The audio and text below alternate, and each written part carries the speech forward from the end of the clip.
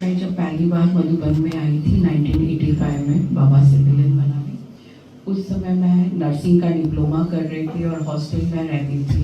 तो naturally hostel में तो खान पान का, तो फिर बड़ी दादी जी ने मुझे रतनमणि दादी जी के पास भेजा था कि कन्या है तो इसको ही करो।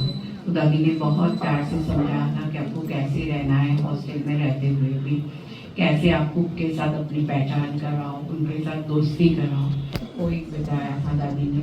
और फिर देखते देखते इतनी पालना वाला, इतनी सहज रीति से दादी ने ये किया कि लगाई नहीं हमें कि नेक्स्ट टाइम जब मैं वापस मुंबई गई और हॉस्टल में रहना शुरू हुआ तो मुझे पता ही नहीं, मैंने इतना इजीली हर बात होती गई कि दादी ने जिस प्रकार से बताया।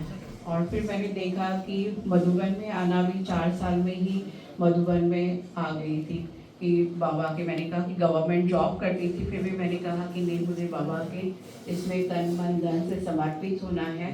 तो 1989 में कन्याओं के ट्रेनिंग में आ गई थी। और फिर जब हॉस्पिटल का पार्ट खुला तो फिर हॉस्पिटल में सेवा मिली।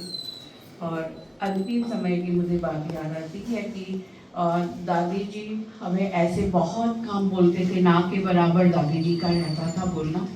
तो दादी जी की जो सेवा साथी बहनें थी, तो जो सुमन बहन शायद बीमार हो गई थी और बाकी 2 बहनें कुंभ के मेले में गई थी, तो लीला दीदी ने कहा कि कोई नर्स बहन मुझे 1 हफ्ते के लिए आप भेजो।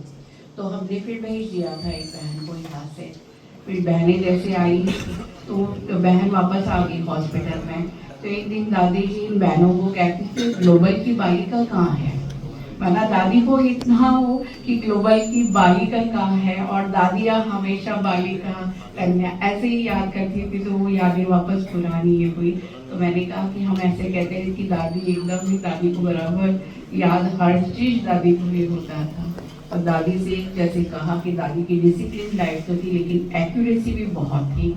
हर बात दादी की हम देखते थे कि इतनी दादी एक्यूरेट थी और हमेशा वो जिल एंड इंतजाम में, उमंग उत्साह में खुद भी रहते थे और औरों को भी रहते थे। ओम शांति।